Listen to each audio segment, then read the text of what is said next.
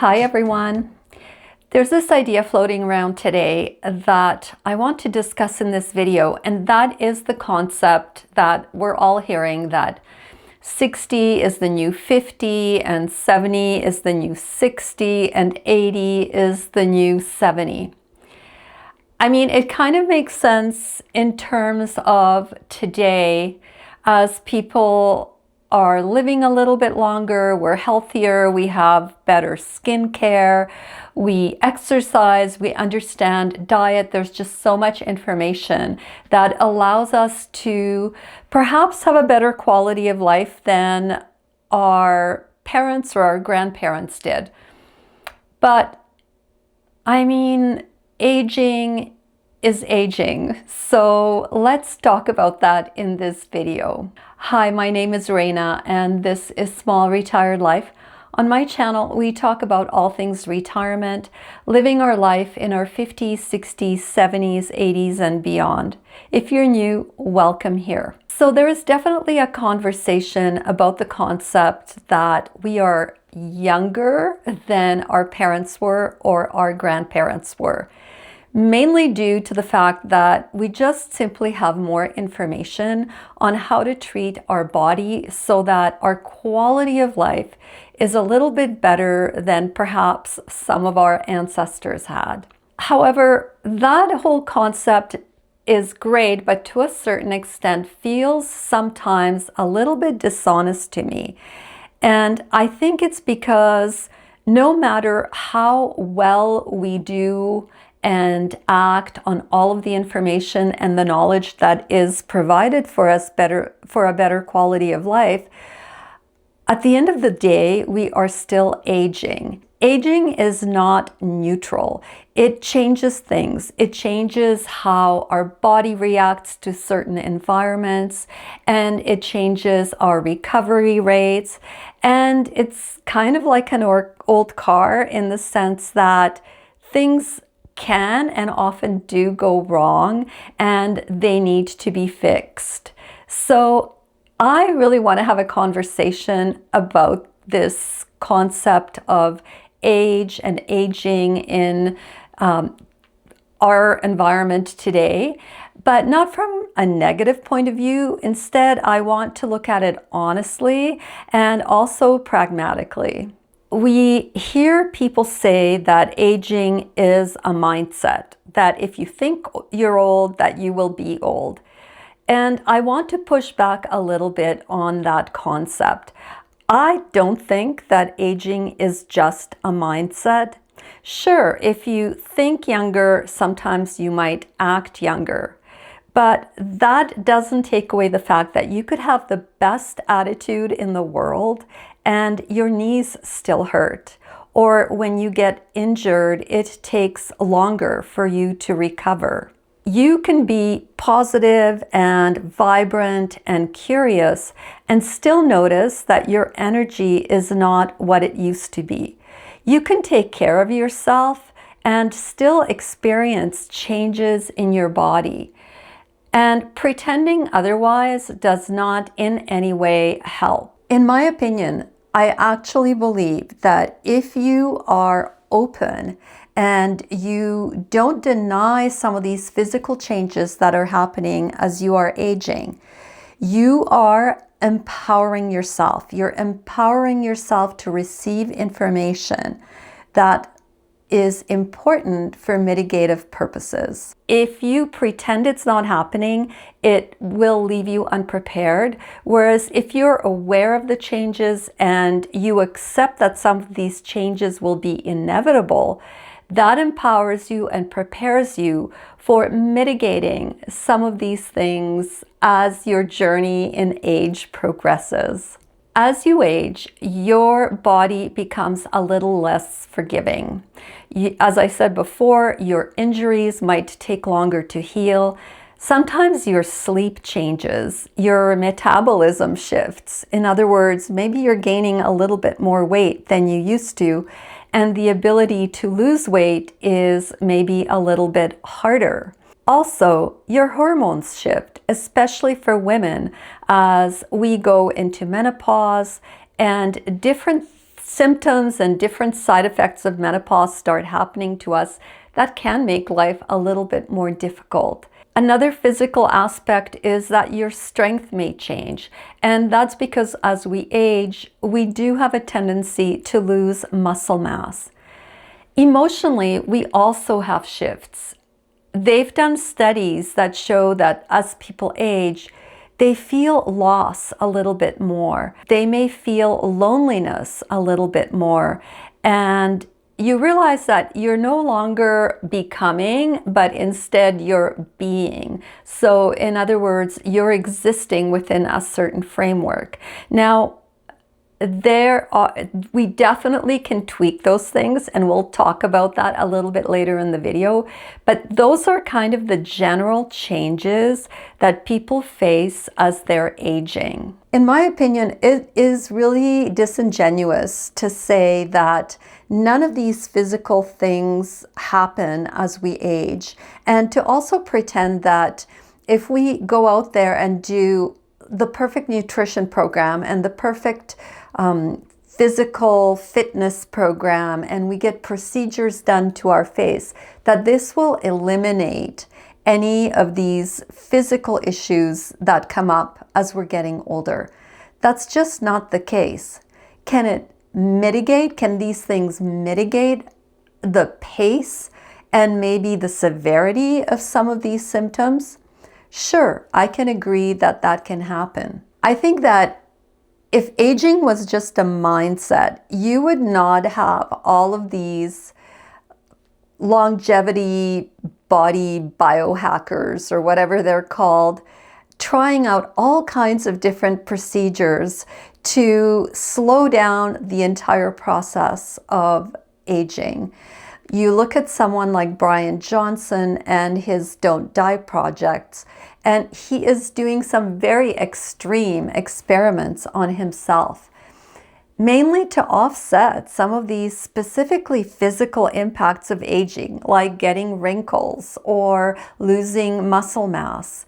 And he is using himself as a guinea pig. I do admire people like that, because through their efforts, there happens to come many more pieces of information that help us age better and that help us have a better quality of life in our older age.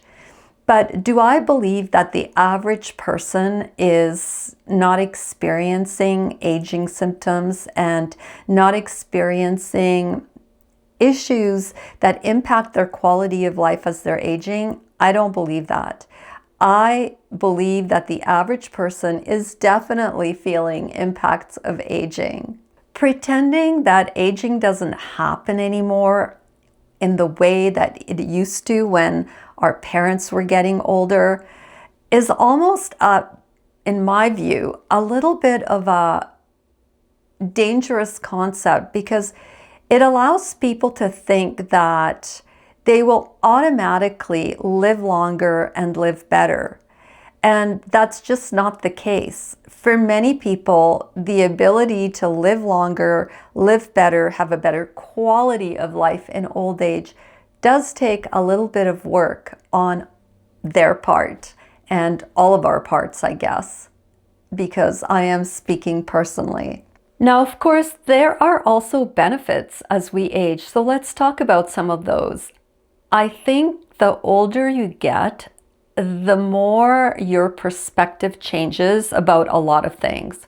So for example, you care less about what doesn't matter. You become a little bit pickier about the types of things you dwell on, because you have the wisdom of a life lived that helps you identify what truly doesn't matter and what you do not need to spend time on.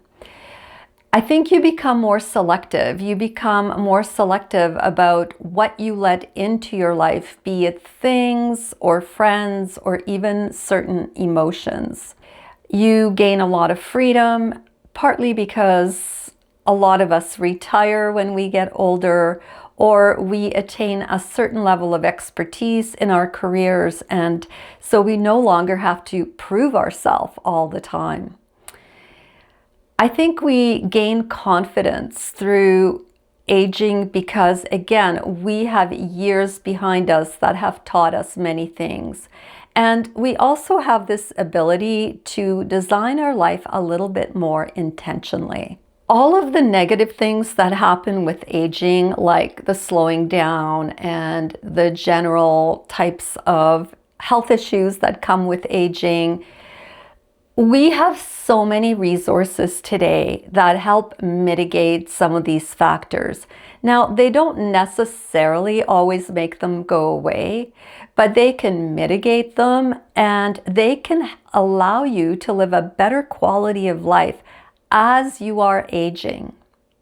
We have strength training. We all know and are being told repeatedly that we can mitigate muscle mass loss by doing even just a few moments of strength training during the week. If any of you follow the Honest channel, the host of the Honest channel helped her parents who are in their 80s get started on a strength training routine, and the outcomes of that are unbelievable. Does it take away the fact that they're older? No, but their quality of life has improved because their muscle mass has improved. We also have so much more information about nutrition and mobility, like what it takes to retain our mobility and to continue to be active into our older age. There are definitely benefits to social interactions. It is clearly shown in research to contribute to mitigating diseases such as Alzheimer's. None of these things are about extremes. You do not need to go out and run a marathon. You do not need to become a bodybuilder or a power lifter. And you certainly don't need to eat rabbit food all the time. It's more about consistent, small habits, doing things that are good for you and your body consistently, so that these great habits help some of these more negative aspects of getting older. I certainly don't expect my body to be what it was. I don't expect this body to perform the same way that it did when I was 30, as an example. I certainly notice this difference as I'm trying to lose some weight. I'm on this ongoing journey to lose a little bit of weight because some of the weight I carry is not necessarily the healthiest for my body. And I used to be able to gain a few pounds and, just kind of not eat a lot for a week or so and my weight would get back down. That is not the case anymore. Things just take longer. But I understand that I don't need to be extreme about it. I can take little steps towards achieving a certain goal that is reasonable for me. I do not underestimate what my body can do. I don't tell myself that you cannot do this, you cannot get better, you cannot achieve a goal. I truly believe that I can, but I try and focus on pragmatic goals, goals that make sense without limiting myself. I certainly do believe to a certain extent in the power of positive thinking. So putting limiting beliefs on yourself, so in other words, you get to a place where you're saying, I can't do this, I can't do that, I'm too old for this, I'm too old for that. I'm not advocating that, that is for sure. I believe that when you give yourself wide parameters, you can achieve more. And that's the same with aging. If you give yourself a wider parameter to learn new things, to maybe learn more about nutrition or more about strength training or more about what is available out there to help slow down some of these aging symptoms, and you open yourself up to that, that is definitely a benefit. Where I think the danger comes in is when you pretend that these things don't happen and that if you just think hard enough and you're in the perfect mindset, you can absolutely avoid some of these things. And all of a sudden, when you can't, you get into a state of depression because old age inevitably will happen. Symptoms of old age will happen, and they will impact your day-to-day life. And then you're at a place where people feel like, oh, I just wasn't positive enough. Sometimes, because of all the information that is out there, we are made to feel like we are absolutely invincible and that we can do anything and everything. And my view is that we can certainly do a lot of things, but that begins with being pragmatic with where you're at.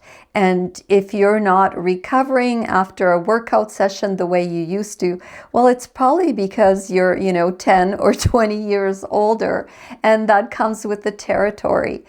Instead, learn how to search out information that will be helpful, but that will not allow you to get into some form of la-la land where you believe things that just simply aren't true. I personally have stopped trying to outrun aging, and instead I've chosen to work with it. So when things happen, when the weight just doesn't come off as quickly as it used to, or I don't recover from my workout as quickly as I used to, I'm kind to myself and I tell myself, you know what, you're doing those things. You are working out. You are making your body stronger, and you are giving yourself the ability to have a better quality of life. You just have to work within the framework that you're in. Aging is definitely inconvenient, but it's also an invitation to just live for yourself, to care for yourself, and to forget about the things that don't matter because they're no longer important. You have other opportunities, they're different opportunities, but they are just as good as what you perhaps had 10 years ago. You don't have to pretend that aging isn't happening. Instead, you should consider learning how to meet it head on and how to work within the framework of getting older. As a woman, I also don't believe that just because I'm getting older means I have to be frumpy and that I can't be fashionable or wear great makeup or go out and do fun things. It's really all about perspective when it comes to some of that more subjective type of stuff.